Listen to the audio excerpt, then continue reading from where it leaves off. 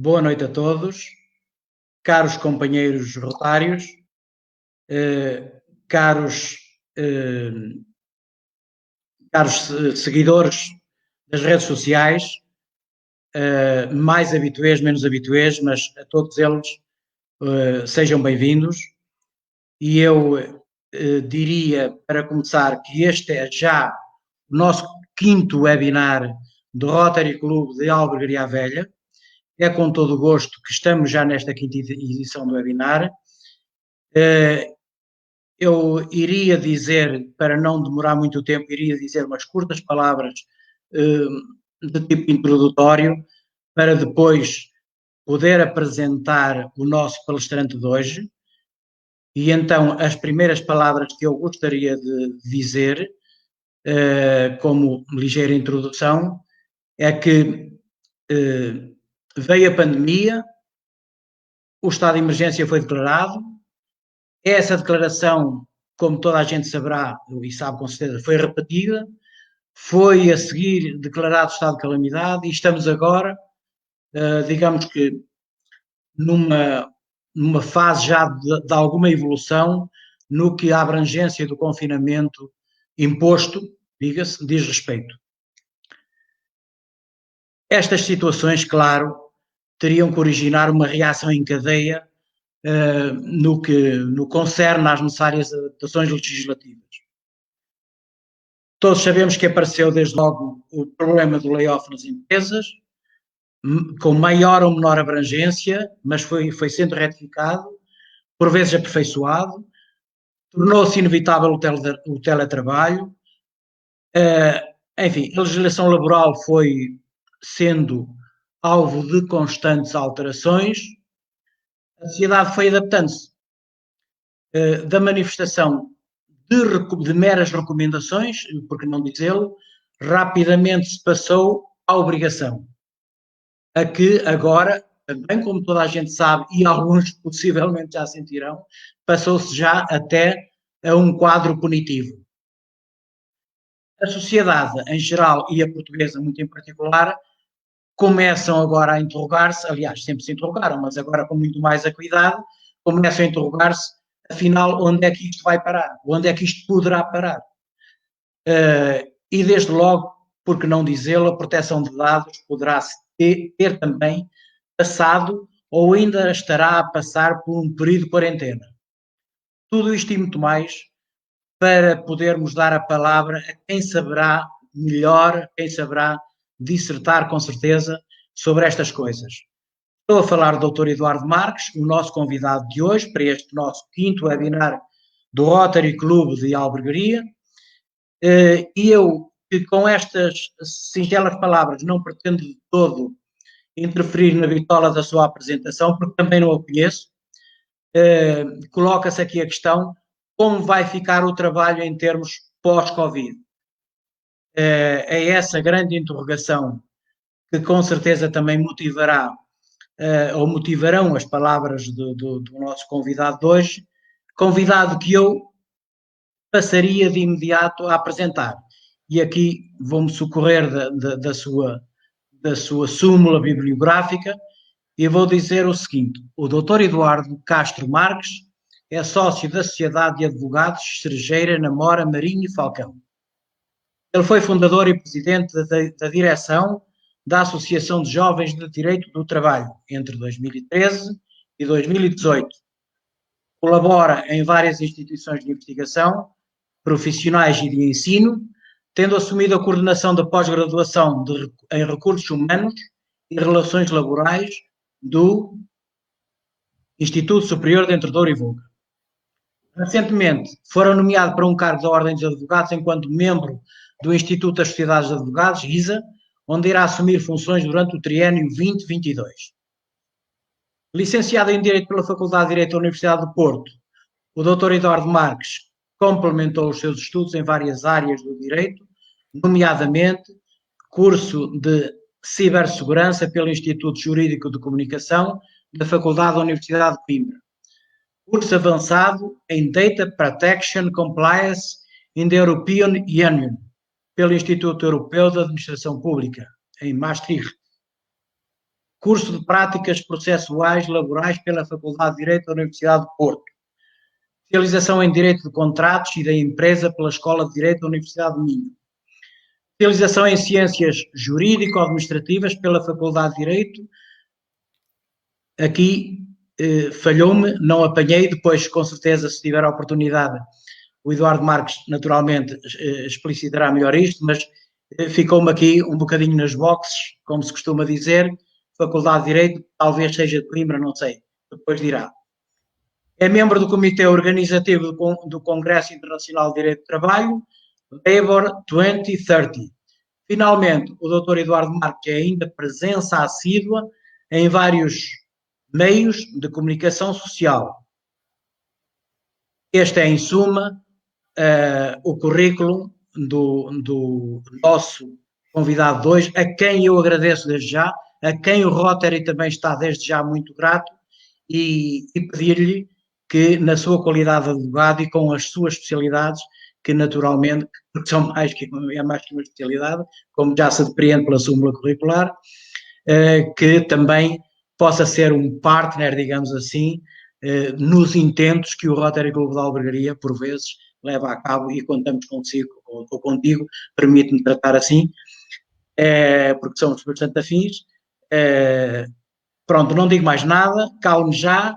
Dr. Eduardo Marques, meu amigo, e Dr. Eduardo Marques, advogado, faz favor, a palavra é sua, bem-vindo e obrigado, desde já. Muito boa noite a todos, obrigado. Eu queria naturalmente agradecer o gentil convite que me dirigiram.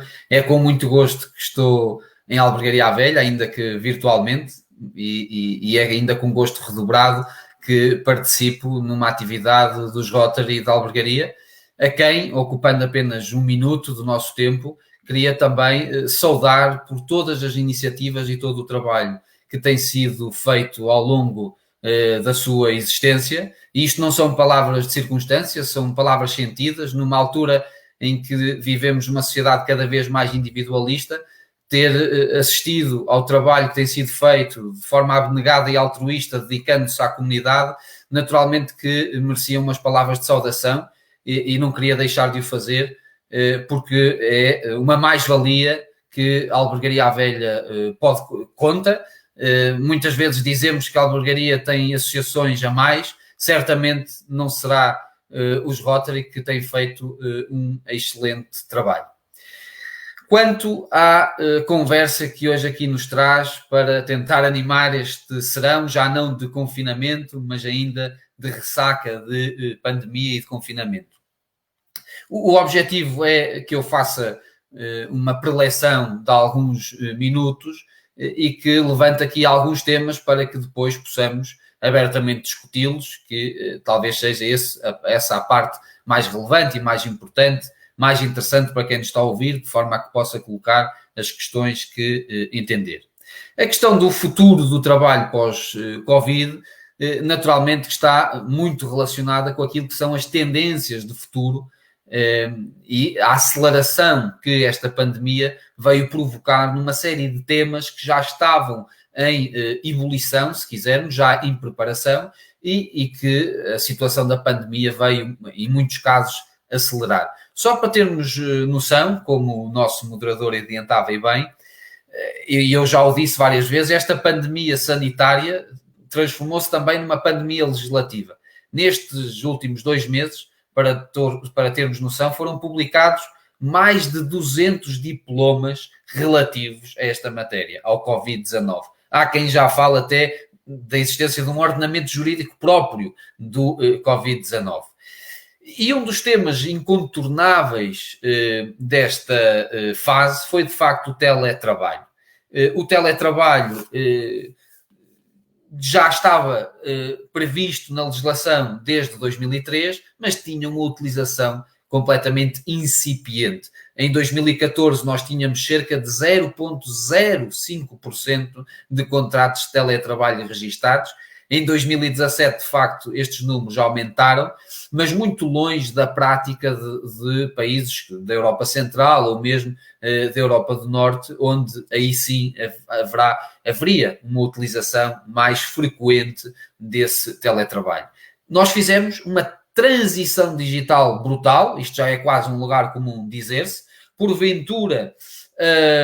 porventura uma transição que não faríamos talvez numa década, numa análise empírica talvez daquilo que é o nosso histórico passado, fizemos em 2 semanas aquilo que não faríamos em 5, em 6, em 8 anos, mas é preciso perceber as razões pelas quais isto pode acontecer. E isso tem muito a ver também, não só com a tecnologia que hoje nós temos à nossa disposição, mas também com os trabalhadores atuais e os trabalhadores de futuro. E permita-me que regresse um pouco ao passado para tentarmos identificar aqueles que serão a tipologia do trabalhador de futuro. E se pensarmos na apelidada geração X, que nasceu na década de 60, 70, onde lutou por um futuro incerto, por a conquista do emprego, para melhorar a vida dos filhos.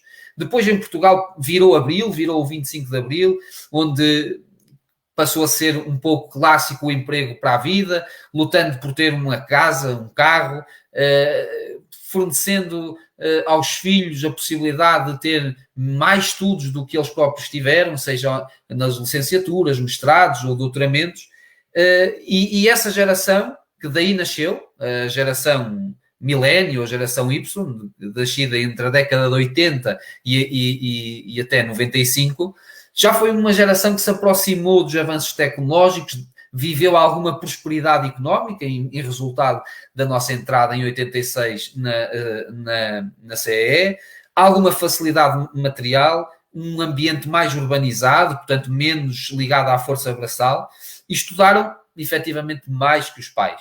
Valorizaram, sem dúvida, o trabalho dos pais, muito embora achassem por vezes que o trabalho dos pais tinha sido inglório, que trabalharam mais do que a contraprestação que obtiveram. E chegamos agora, então, à geração Z, que é aquela que eu me quero ocupar e aquela que é relevante para a nossa conversa, que são os trabalhadores nascidos em 1990, entre 1990 e 2000. É a geração digitalmente nativa, sempre conectada, que nasceu desde sempre com a internet, com os smartphones, com os iPads e que, portanto, sempre teve um acesso brutal à informação. Nenhuma outra geração teve tanta informação à sua disposição, à disposição de um clique. Mas viveu também tempos de muita precariedade e assistiu também aos pais a terem baixíssimos rendimentos e a habituarem-se a viver com rendimentos em fases da vida muito reduzidos. E, portanto, em esta geração tem algumas características que são importantes para percebermos como é que eles se comportam no mercado de trabalho.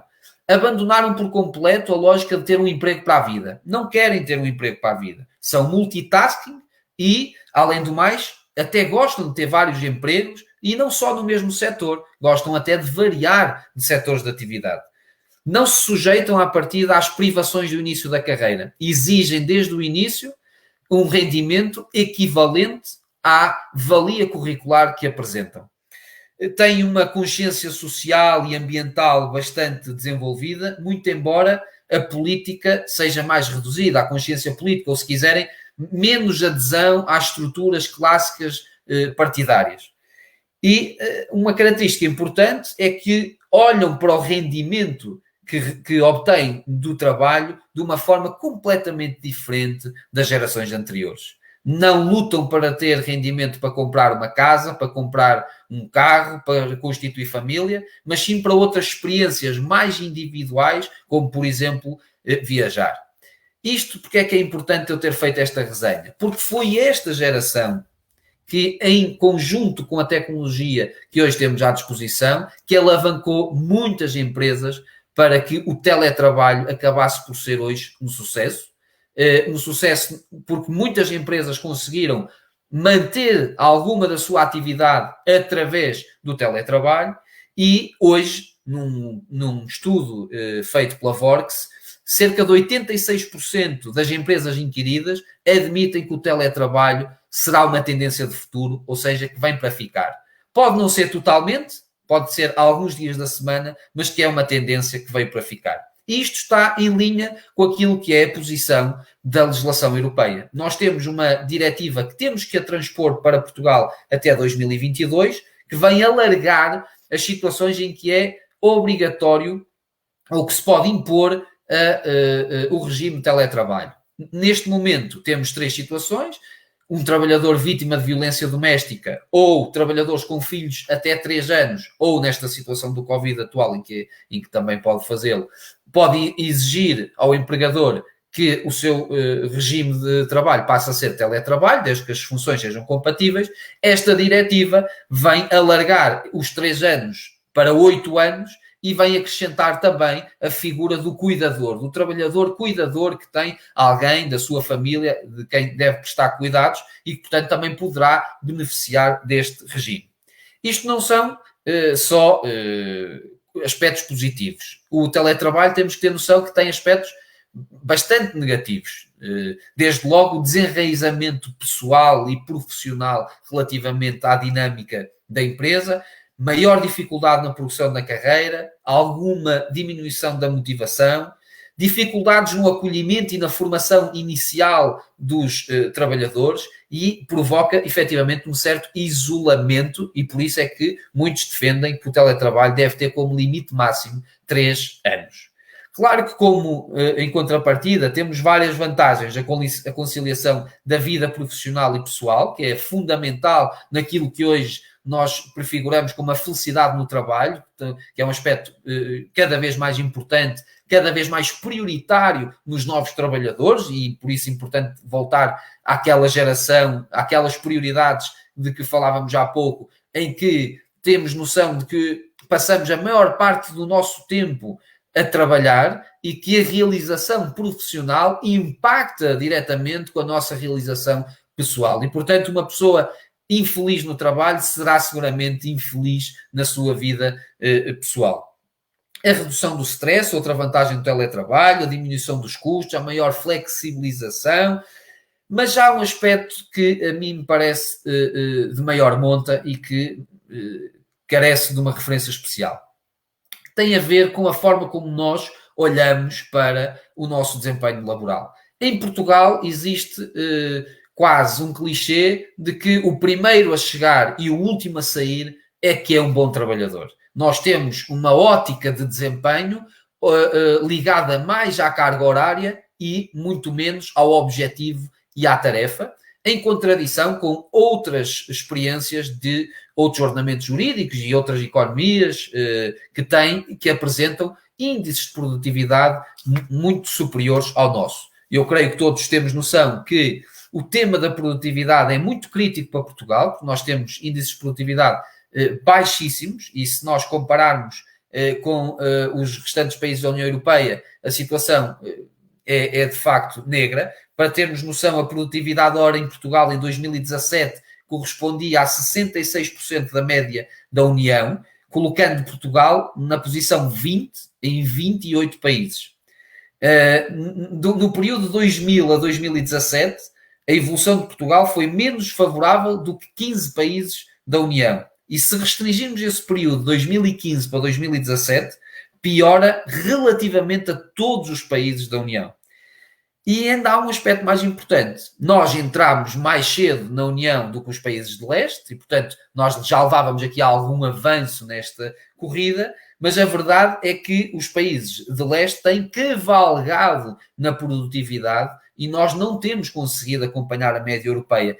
Se formos comparar a média desses países de leste com o nosso índice de produtividade, esses países apresentam ganhos de 20% a 40% relativamente a Portugal. E, portanto, nós estamos, no que diz respeito à produtividade, claramente a ficar para trás nesta corrida europeia.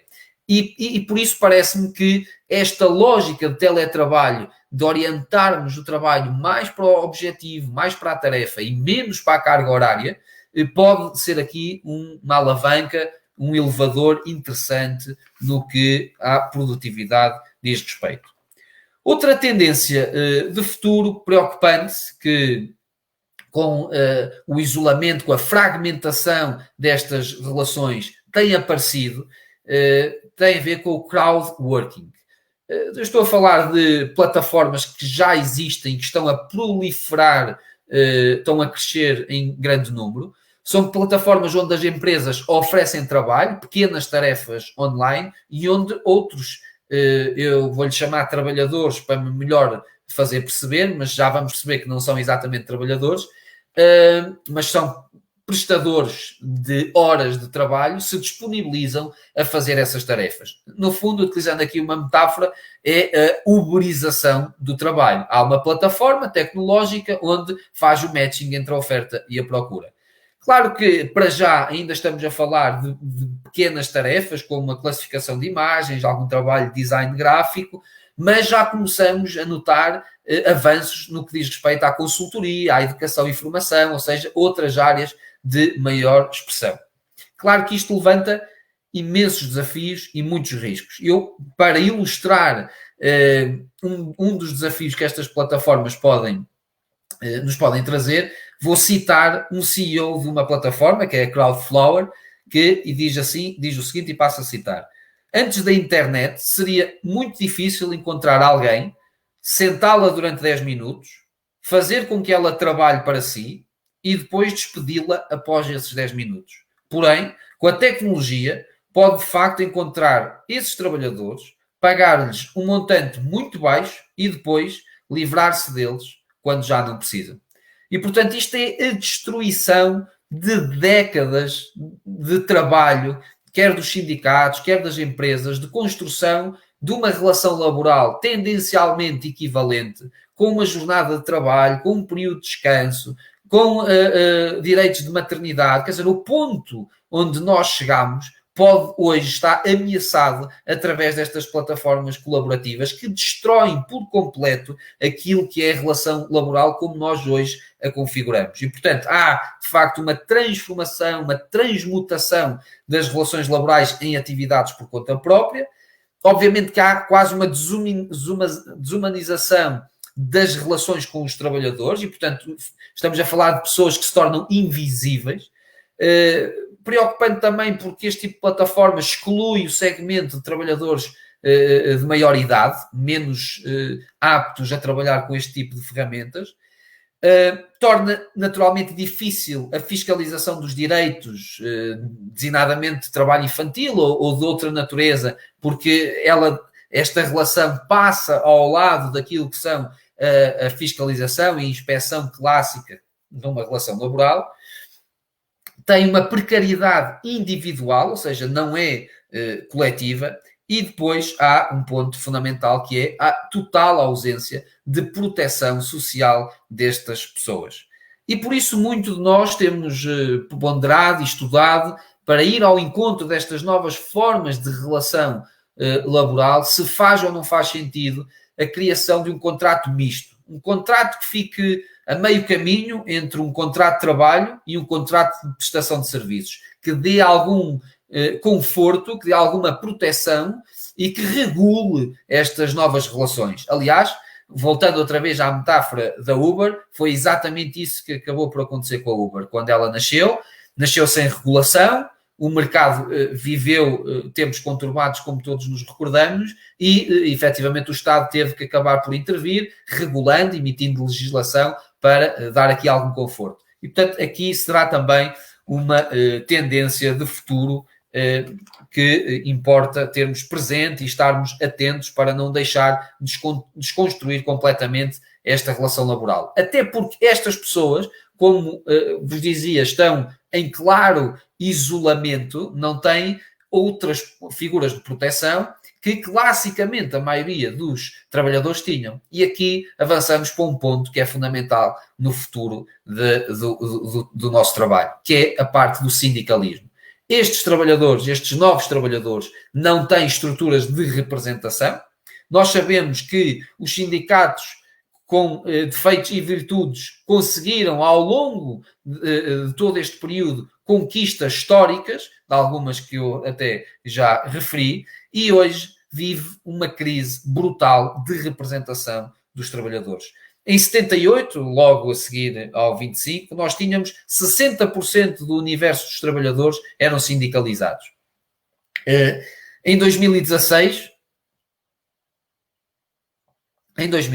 passámos a ter 15% dos trabalhadores sindicalizados. mais de metade desta queda, desta redução, ocorreu precisamente na década de 80, que é a década onde nós entramos para a CEE. Na crise de 2011-2012, um dado curioso, subiu ligeiramente os trabalhadores sindicalizados para depois ter uma queda abrupta até aos dias de hoje. Isto não é uma tendência nacional, é europeia. Aliás, a média da OCDE, os países da OCDE representam taxas que andam ali à volta dos 14%, 16%. Portanto, não há grande divergência relativamente à escala europeia, mas tem muito a ver com a desindustrialização que o espaço europeu mereceu, deslocalizando muita indústria para economias emergentes, para os tigres asiáticos, para o setor asiático e outros mercados.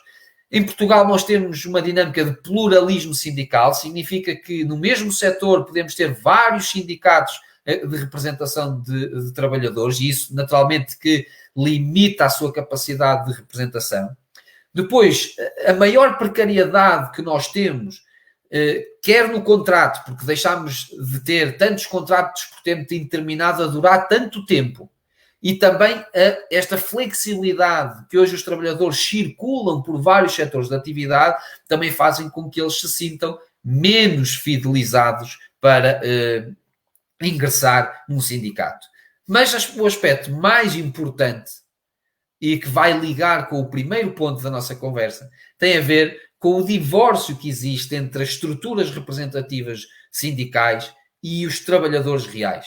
Ou seja, nós hoje, o discurso dos sindicatos está completamente desfasado daquilo que são os propósitos, os objetivos, os desejos dos atuais trabalhadores.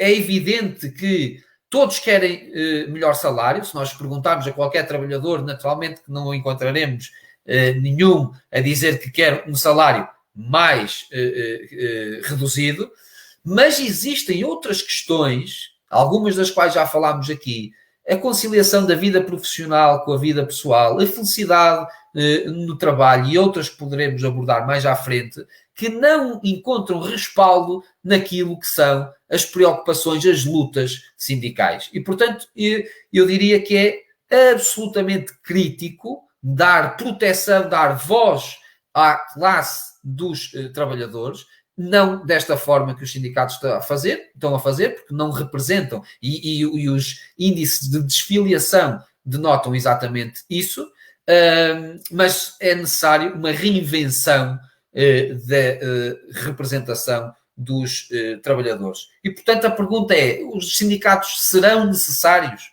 São necessários hoje em dia, onde os trabalhadores estão mais informados, mas também mais isolados? Eu diria que sim, que são. Não sei se lhes vamos chamar sindicatos. Há movimentos na Europa de criação de outras estruturas de representação, chamam-lhe Centro de Trabalhadores, União de Freelancers. Portanto, em muitos países da OCDE isto já está a acontecer. E, portanto, denota bem a fragmentação social que hoje existe nas relações laborais. Nós vimos em Portugal recentemente, com a crise dos combustíveis, como isso aconteceu, em que se criaram sindicatos especificamente para aquelas lutas, e, portanto, isto denota-se bem, ilustra bem, que os trabalhadores estão mais preocupados com uma determinada causa em concreto e menos com a participação coletiva numa estrutura clássica desta natureza. Depois existem outros temas que serão tendência no futuro. A questão da jornada de trabalho, que está muito relacionada também com a produtividade. A Microsoft, no Japão, experimentou a redução do período do PNT, do período semanal de trabalho, de 5 para 4 dias. A produtividade disparou. É evidente que estamos a falar de uma empresa tecnológica com especificidades próprias, que logicamente não pode ser importado para todos os setores de atividade, designadamente a indústria. É impensável, obviamente que isso é impensável, mas é um sinal que pode fazer a diferença. Depois, o tema da robótica e da inteligência artificial vai ser, sem dúvida, um tema do futuro, se não já do momento. E quando falamos de inteligência artificial ou de robotização da economia, pensamos sempre em desemprego. Em quantos postos de trabalho nós vamos perder com a introdução desta tecnologia.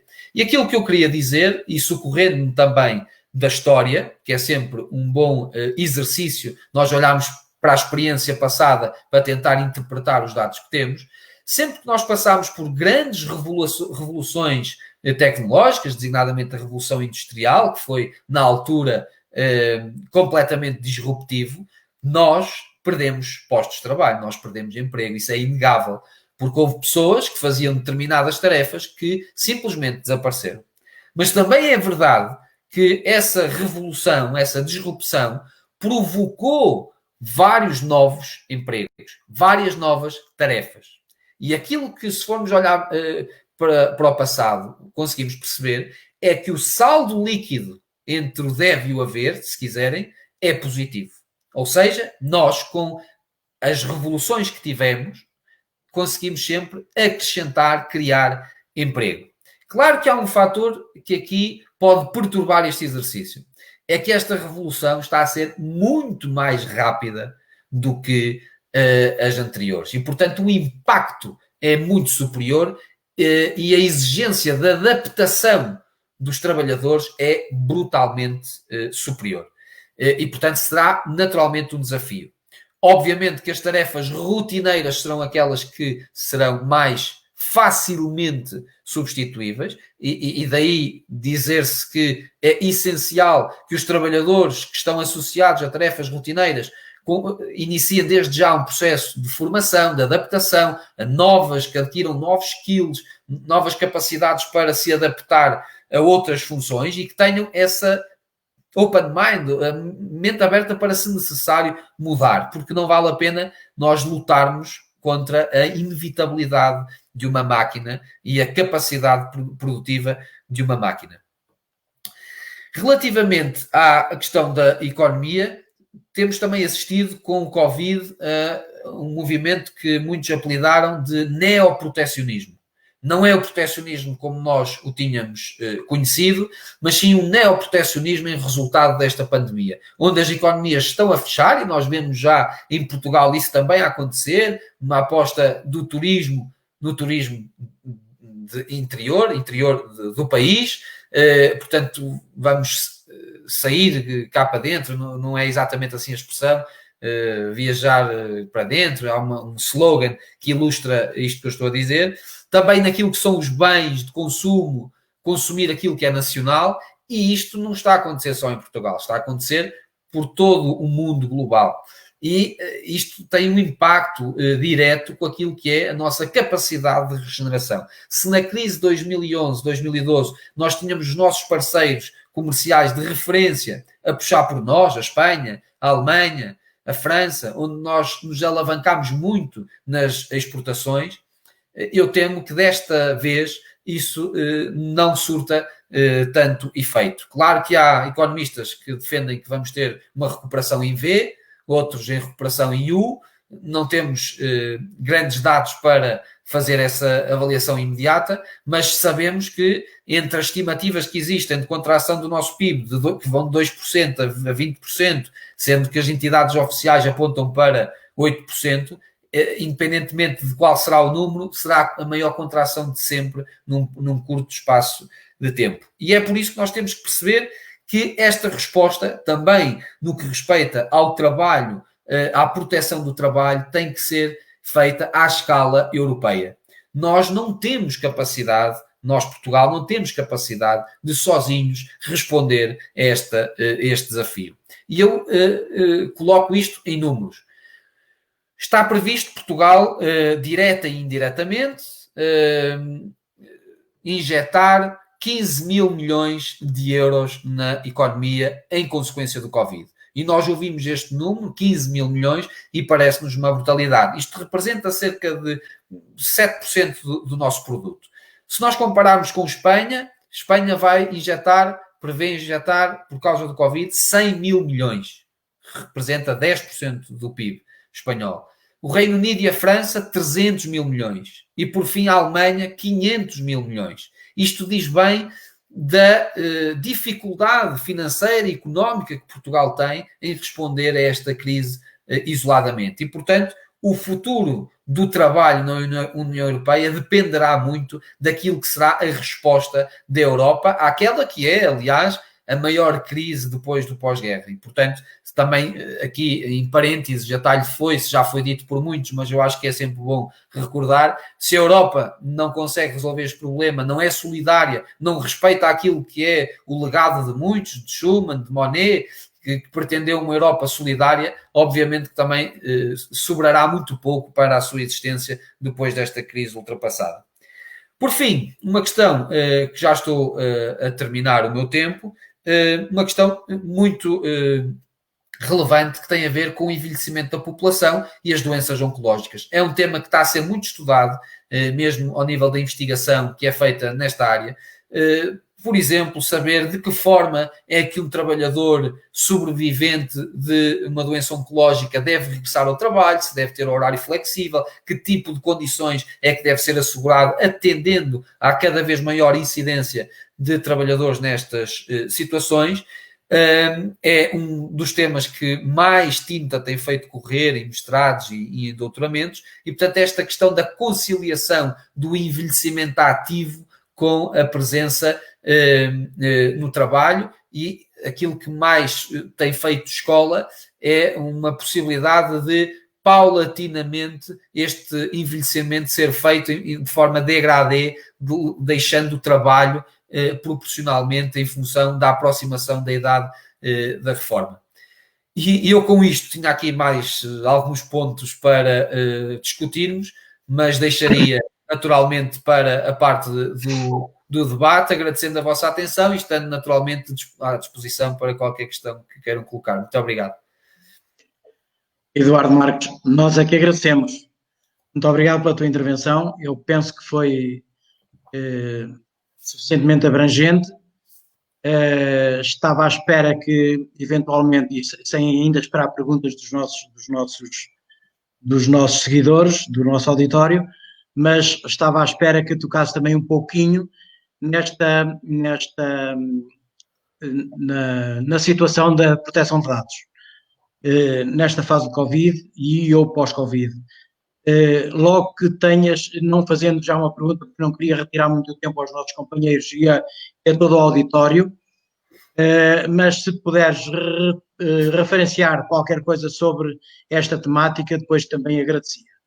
Eu pedia também ao nosso Edgar Borges que colocasse novamente a pergunta, o nosso companheiro de Aveiro, Rogério Santos, que penso que estás a ler, Eduardo, por favor. O tema da produtividade é muito discutível.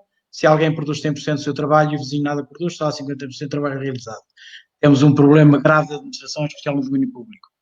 Podes comentar, por favor? Simplesmente, eu antes de dar a palavra, peço desculpa, Eduardo, antes de dar a palavra, só pedi encarecidamente ao auditório que, na medida do possível, fizesse perguntas curtas, maximalmente objetivas, e a ti, por favor, pedia-te o normal poder de síntese para que possamos ter perguntas e respostas em alguma abundância, coisa que não, nos últimos webinars não tem sido muito possível. Está bem? Muito obrigado. Claro que sim. Bom, a questão da produtividade é um tema fundamental, como eu disse, difícil de resolver. Aliás, nós andamos há décadas a tentar resolvê-lo e não conseguimos, e tem particular acuidade no setor público.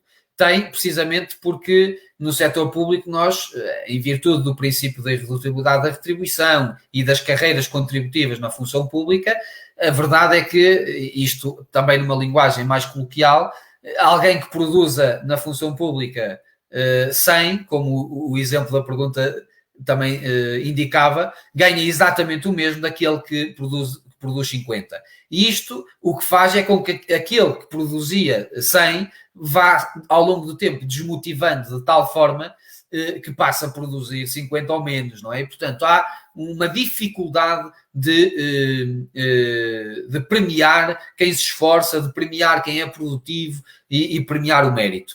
É evidente que o CADAP, o sistema de avaliação para acesso à progressão nas carreiras veio tentar, de alguma forma, minorar este efeito, mas acho que todos concordamos que é insuficiente. E eu já propus, eu sei que é discutível, qualquer coisa que se diga a este respeito é sempre muito polémico e muito discutível, mas parece-me que uma das soluções seria criar uma banda de remuneração para que as chefias pudessem premiar alguns trabalhadores. Bom, e a resposta eu já sei qual é que é o contra-argumento. Naturalmente que isso permitiria premiar os amigos e não exatamente aqueles que fossem mais produtivos ou que vestissem mais a camisola. Eu percebo isso. Não há nenhuma solução perfeita, mas acho que há outro ponto em que nós podíamos melhorar. É que nós, sempre que muda um governo, as chefias intermédias mudam todas. E isto tem que acabar. Não há outra solução, porque morrem projetos, há trabalhos que estão a ser feitos que são descontinuados, e portanto isto não é tratar bem a causa pública. Portanto, há várias coisas que se podem fazer na função pública, e também dizer, que é justo dizer, que muitos funcionários públicos, ainda com estas contingências e circunstâncias todas, servem a causa pública, de forma, entregam-se à causa pública. Agora, é evidente que temos estas limitações. Eu perguntava ao moderador se quer que eu aborde já a questão da proteção de dados. Eu, como não tive tempo, deixei esse tema, mas se eu tiver agora 3 minutos, talvez consiga dizer... Pode ser, com o tal poder de síntese que eu falava. Ok, então em dois... Obrigado. Rápido. Sobre a questão da proteção de dados, aquilo que mais importa referir é de facto o controle da temperatura, que é o tema que mais polémica gerou nestes últimos tempos. E aquilo que aconteceu, basicamente, foi que o governo entendeu que era importante que as empresas medissem a temperatura dos seus trabalhadores, e é evidente que nós estamos a falar de tratamento de dados sensíveis, dados pessoais sensíveis, que é uma categoria especial de dados pessoais. Houve uma declaração infeliz, diria, da senhora Ministra do Trabalho, quando disse que os dados não iam ser registados, que iam ser só lidos e que, portanto, não havia nenhum problema ao nível da proteção de dados, esquecendo que a simples leitura também é uma operação de tratamento de dados pessoais. E isso fez sair a terreiro a Comissão Nacional de Proteção de Dados, dizendo que, entre várias coisas, que a forma como a norma estava redigida, em que sustenta a possibilidade de tratar os dados pessoais através do consentimento, não era possível. E não era possível porque isto não é novo, já vem muito de trás, desde a diretiva de 95, que foi transposta para a lei de 98, desde o Regulamento Geral de Proteção de Dados, que basicamente diz que o consentimento numa relação laboral não deve ser utilizado, que é muito difícil, que é de utilização absolutamente excepcional, só em situações muito contadas. E a razão é porque existe uma relação de subordinação que não é paritária. E como existe esta relação de subordinação entre a entidade empregadora e o trabalhador, o requisito da liberdade, que é necessário para que o consentimento seja válido, estaria então afetado. Então a pergunta que vocês me farão é, mas pode-se ou não se pode medir a temperatura dos trabalhadores? Aquilo que a Comissão Nacional de Proteção de Dados veio dizer foi que pode-se, sim, é possível, desde que seja feito por profissionais de saúde. Ora, é impensável nós termos à porta de cada empresa profissionais de saúde a medir a temperatura. Isto quer dizer que a Comissão Nacional de Proteção de Dados proibiu toda a medição de temperatura? Também não. Porque o que ela disse é que o caminho que o legislador, neste caso o governo, optou, é que é um caminho errado. Precisamente porque foi através do consentimento e não através do interesse público, de saúde pública, conforme deveria ocorrer, suportado naquilo que era uma decisão da Autoridade de Saúde Máxima em Portugal, que, como sabemos, é a Direção-Geral de Saúde, que a única orientação que deu sobre esta matéria era que os trabalhadores se deveriam automonitorizar. E, portanto, depois já houve uma série de troca de galhardetes na comunicação social. A Comissão alegou que não teria sido ouvida para a redação desta norma. E nós temos agora um problema, é que o Governo fez sair um decreto-lei que permite o controle da temperatura. Muitas empresas estão até através dos seguranças a medir essa temperatura, muito embora não registrem, o registro ou sem ser registro é aqui, como vos disse, indiferente, mas depois temos a entidade fiscalizadora com esta perspectiva. E, portanto, isto causa uma inquietação, intranquilidade nas empresas, que nesta altura em que o foco deve ser a recuperação, a viabilidade e a proteção dos trabalhadores, é a todos os títulos dispensável. E, portanto, eu espero que rapidamente isto seja resolvido, que se sentem à mesa e que encontrem uma solução jurídica, que aliás parece até já estar identificada, para legitimar este tratamento. Muito obrigado. Teremos uma nova pergunta, desta feita do Mário Martins. Sim, o regime de teletrabalho prevê um princípio da igualdade. Significa que um trabalhador que está em teletrabalho não pode ser tratado de forma diferente daquele que não está em teletrabalho e, portanto, manter-se-ão todas as rúbricas remuneratórias. Existe, sim, uma discussão grande e a doutrina divide-se sobre se deve ser ou não pago o subsídio de alimentação. Isto porquê? O subsídio de alimentação tem como escopo abonar a refeição tomada fora do domicílio. Ora, no caso do teletrabalho, como lá para ali se não daria melhor, a refeição não é tomada fora do domicílio e, portanto, muitos dizem que desaparece o fundamento para o pagamento desse subsídio, até porque o princípio da igualdade impõe que se trate igual o que é igual e desigual aquilo que é desigual. Isto gerou alguma discussão no início de há 2 meses a esta parte, e um pouco contrariamente àquilo que tem sido a tendência dos tribunais, o Governo veio, através da comunicação social, dizer que o subsídio de alimentação devia ser pago, suportando-se no princípio da igualdade. E, portanto, hoje, que a ACT e a DGERT, a Autoridade para as Condições de Trabalho, tem esse entendimento que foi emanado pelo Governo de que o subsídio de alimentação também deve ser pago no teletrabalho. Muito bem. Temos aqui uma questão um pouquinho comprida e eu bem que pedi ao nosso auditório para ser sucinto nas perguntas, mas penso que conseguirás ver. Sim. Não, é a questão, não é? Esse é o ponto, é o tema do teletrabalho.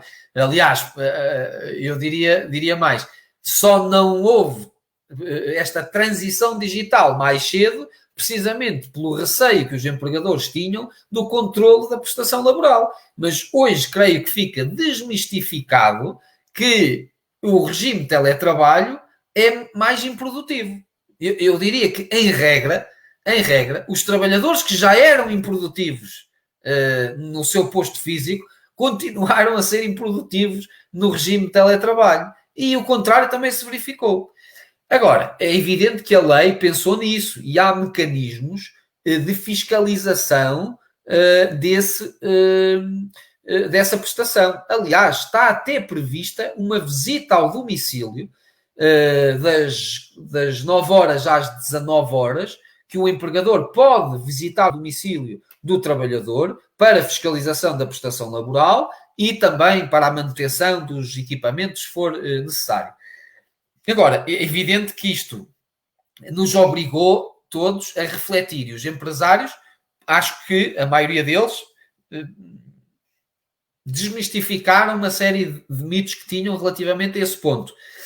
Não acredito que voltemos aos índices de teletrabalho que tínhamos na pandemia, mas que será uma tendência. Aliás, eu hoje estive em conversa com a diretora de Recursos Humanos da Ascend, e portanto isto é público, e em resultado da pandemia, eles têm 300 trabalhadores na estrutura física, e em resultado da pandemia estão já a ter 1 ou 2 dias de opção para os trabalhadores ficarem em regime de teletrabalho. E, portanto, isto é o sinónimo, é o exemplo prático do reflexo que o teletrabalho nos deixou.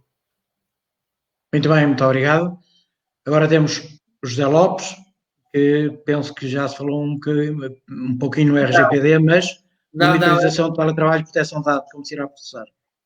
E eu acrescentaria ainda aí outra vertente, que é da cibersegurança. Ou seja, o teletrabalho levanta-nos dois problemas. Um ao nível, de facto, do trabalhador, da violação da vida privada do trabalhador, e sobre isto a Comissão Nacional de Proteção de Dados já emitiu até uma orientação muito específica com aquilo que deve ser adotado nesta prestação laboral. Há programas até gratuitos à disposição que permitem gravar tudo o que é feito no computador, acionar a câmara para gravar através da câmara do portátil tudo o que lá se passa. Portanto, todas estas práticas são, como percebemos, completamente proibidas, mas existem outras formas de fiscalizar. Existem outros programas de, por exemplo, controlar até o início da jornada e o fim da jornada. Isso sim é possível. Ao nível da cibersegurança, é também preciso ter muita cautela com aquilo que é feito, não é? É importante existir regulamentos de softwares autorizados e não autorizados, dotar os computadores das respectivas proteções, mas mais do que isto, mais do que hardware e software, tem que viver de formação aos trabalhadores, porque a maior parte das fugas, seja de phishing, de entradas, de comprometimentos de redes e de organizações, de estruturas, advém de má utilização por parte dos trabalhadores. E-mails que foram cliques em e-mails que não deviam ocorrer, programas que foram feitos downloads que não deviam ter feito, etc, etc. Portanto, é um tema que cada vez mais merecerá também a nossa atenção. Muito bem, muito obrigado. O nosso companheiro Manuel Alves pergunta aí em relação ao seguro de acidentes de trabalho em regime de teletrabalho, se funciona da mesma forma. A opinião do advogado, qual é? Muito embora haja uma obrigação da entidade empregadora de comunicar esta nova modalidade do contrato, ou seja, as entidades empregadoras, se celebraram ab início um contrato em regime de teletrabalho, ele foi imediatamente comunicado dessa forma, mas se passam para um regime de teletrabalho, devem comunicar à seguradora que o fizeram. O resto é igual, é cobertura do risco da prestação laboral.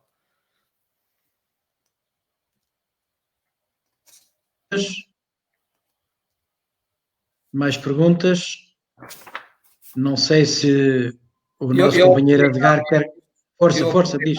Um momento para recuperar um dos pontos que não falei há pouco, que tem a ver com o desemprego.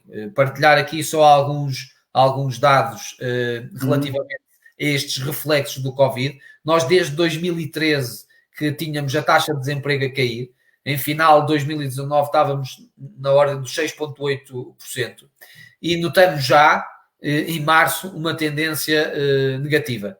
De fevereiro para março, o desemprego aumentou 9%. E, em particular, no Algarve, aumentou 41%, o que é muito expressivo.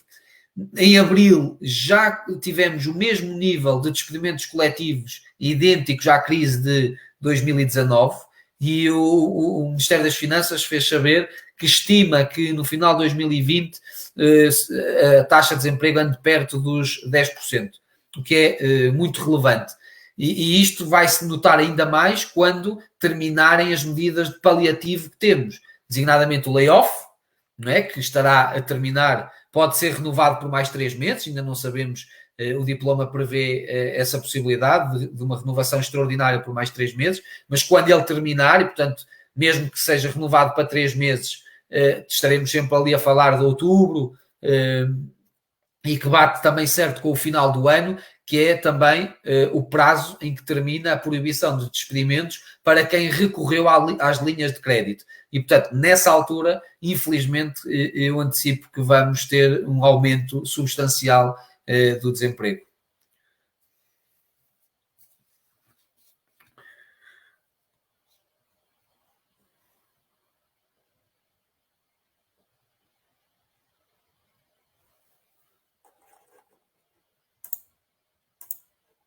Eu, entretanto, deixei de ouvir, mas continuam-me a ouvir?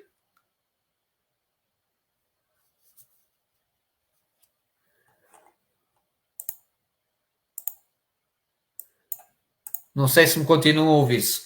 Ok, eu é que deixei de ouvir. Sim, é uma questão um pouco mais sociológica, mas eu posso dar exemplos práticos que refletem exatamente esta afirmação do Bruno Cadima. Dentro de muitas organizações em que acompanhei muito de perto a situação do layoff e esta passagem para teletrabalho, aquilo que eu tenho sentido e que me tem sido que me tem chegado, informação que me tem chegado pelos CEOs da empresa, pelos diretores, é de que o número de reuniões de equipa aumentou, a comunicação entre as pessoas aumentou, fazem mais reuniões, seja no Teams, no Skype, no Zoom, e portanto as pessoas sentiram uma enorme necessidade de estar perto uma das outras. Posso também dar o exemplo da Sociedade de Advogados, nós somos cerca de 50 e pico advogados, e sem dúvida que as equipas fizeram mais reuniões, tiveram mais perto umas das outras, as pessoas comunicaram muito mais do que quando estavam fisicamente no escritório. Eu próprio passei a ver mais vezes determinados advogados que muitas vezes, quando lá estava fisicamente, não os via. Portanto, não vale a pena nós contrariarmos aquilo que é a nossa essência. Nós somos um animal social, precisamos de conviver e por isso mesmo também temos sentido muitos trabalhadores que querem regressar e também muitos colegas meus que querem regressar ao escritório para sentirem aquele frenesim diário do trabalho e das pessoas e contactá-las. Eu acho que este período, deixem-me partilhar aqui uma confidência, um familiar meu, há uns dias atrás, dizia, bom, nós devíamos fazer isto pelo menos 15 dias por ano. Todos os anos, 15 dias devíamos fazer este lockdown. E precisamente porque nos fez também ponderar um pouco naquilo que são as nossas prioridades enquanto comunidade e portanto, essa empatia sentiu-se muito. E, portanto, são as virtualidades deste mundo tecnológico. Bem, temos aí uma outra pergunta, desta feita do Jorge Ferreira. Questiona se os grandes supermercados se podem fazer e obrigar os motoristas a descarregar ou carregar mercadoria depois de longas viagens. Bom, isto, além de estar um pouco fora do âmbito da nossa conversa, teria naturalmente que obedecer a uma análise da situação em concreto. Eu não sei de que setor da distribuição estamos a falar, de qual é o contrato de trabalho, contrato coletivo, nem percebi muito bem se o contrato é com as grandes superfícies ou se é com um transitário, o que é que está regulamentado, enfim, quer dizer, não, infelizmente, com estes dados não consigo responder à questão que me colocou. Uma consulta futura, não é? Exatamente. Propõe-se uma consulta futura. Muito bem. Não sei se a nossa régie virtual coloca mais perguntas no ar. Se não, penso que não está a colocar. Poderão estar eventualmente já esgotadas as perguntas. Penso que não, mas se não vão para o ar é porque não são relevantes. Olha, a Cristiana Carinha, nossa assistente de governadora, a quem eu cumprimento de forma muito especial, está aí a fazer uma pergunta também. Tua colega. É um tema muito difícil, nós já o abordámos, já andámos perto desta questão. A legislação foi evoluindo nesse sentido, ou seja, nós fomos trazendo mecanismos, alguns chamam-lhe de precarização dos trabalhadores em funções públicas. Temos várias formas de o fazer, como muitas vezes não aceitámos que estivessem dentro da estrutura, acabámos por criar uma situação pior. é que pedíamos, e isso continua-se a ver, até nas autarquias, algumas pessoas que constituíssem empresas para contratar essa empresa quando essas necessidades eram claramente internas e justificavam uma contratação. O problema é, de facto, a base estrutural que nós temos, e daí ter-se falado já há algum tempo em cada saída de 2 trabalhadores poder só entrar um. A questão é precisamente de que forma, não é? Mas, como dizia, nós fomos evoluindo e admitindo cada vez mais as contratações a termo na função pública, mas o problema é a lógica organizativa, de gestão, que estávamos a falar há pouco, não é? Que, em virtude das grilhetas que existem na gestão e na forma de motivação e de remuneração, onde claramente o sistema de avaliação de desempenho não consegue servir esse propósito, ficamos de facto muito reféns naquilo que é a gestão das equipas. Portanto, nós percebemos que há uma diferença abismal do setor público para o setor privado em resultado dessas limitações. Mas não há receitas perfeitas, não é? Primeiro, porque não existe, à partida, uma grande vontade política em fazer uma reforma do Estado. Se nos outros setores as reformas foram, independentemente de ser boas ou más, bem executadas ou mal, pelo menos tentou-se mexer nesses setores, há de facto uma delas que nunca sequer foi tentada, que foi a reforma do Estado. Precisamente porque representa uma expressão eleitoral muito significativa. Ou há, de facto, um pacto de regime que une todas as forças políticas no sentido de fazer essa reforma, e ainda assim, quem a fizer em primeira medida terá sempre o ónus do resultado eleitoral. Portanto, é um tema que é tão importante quanto difícil. Portanto, aquilo que me parece neste momento é que hoje não temos as mínimas condições para fazer essa reforma. Já a tivemos, mas não temos. E muito embora seja nos momentos de crise, de maior crise, onde surgem essas oportunidades para fazer essas mudanças. Eu espero, sinceramente, que nós não venhamos a atravessar uma crise idêntica à de 2011 e 2012 que proporcione uma situação dessas. Muito embora muitos avizinhem que a situação económica até vai ser pior. Eu acho que não por vários motivos, porque a natureza desta crise é substancialmente diferente da anterior, porque na anterior os bancos estavam claramente subcapitalizados, agora têm rácios de capital equilibrados e, portanto, são reações completamente diferentes. Muito embora as empresas, essas sim, tradicionalmente não são muito capitalizadas e, portanto, viu-se a economia que alegadamente vivia dias florescentes com uma almofada de 800 e tal milhões que viu-se que rapidamente se esfumou e que as empresas, passado 1, 2, 3 meses, não tinham liquidez para cumprir as suas obrigações. Mas acho que efetivamente são crises de natureza diferente e que terão respostas também diferentes.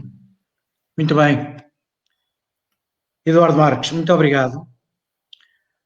Falaste em gerir, e eu penso que o nosso tempo também foi gerido.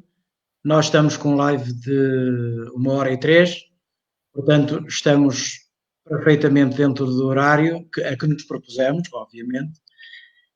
E eu, antes de terminar, gostaria de, já cumprimentei a assistente do governador, Cristiana Carinha, que acabou de colocar uma questão, mas também gostaria de cumprimentar, e cumprimentando esse, cumprimentaria por extensão todos os nossos companheiros que nos têm seguido, e estou a falar do presidente do Rotary Clube de Aveiro, Paulo Anos. Gostaria de cumprimentar de forma muito especial o diretor de comunicação do governador do Distrito de 1970 do Rotary Clube de Viana do Castelo, o nosso companheiro Filipe Guedes, e sei que também nos está a seguir o pasto governador António Vaz, a quem mando também um abraço. Dito isto, e antes de concluir, apenas referenciar o nosso 6º webinar, que será na terça-feira, portanto, terça-feira, 2 e 8 dias, no dia 26 de maio, e que tem a ver com o apoio ao investimento e reestruturação de empresas. Teremos o conhecido naturalmente do nosso auditório, Paulo Teixeira, gestor e advogado, e que fará uma dupla em termos de apresentação com João Paulo Oliveira, consultor financeiro. Ao estimado auditório, a todos os companheiros e a ti, Eduardo Marques, muito em particular, o nosso muito obrigado e até um dia destes. Boa noite a todos. Muito obrigado.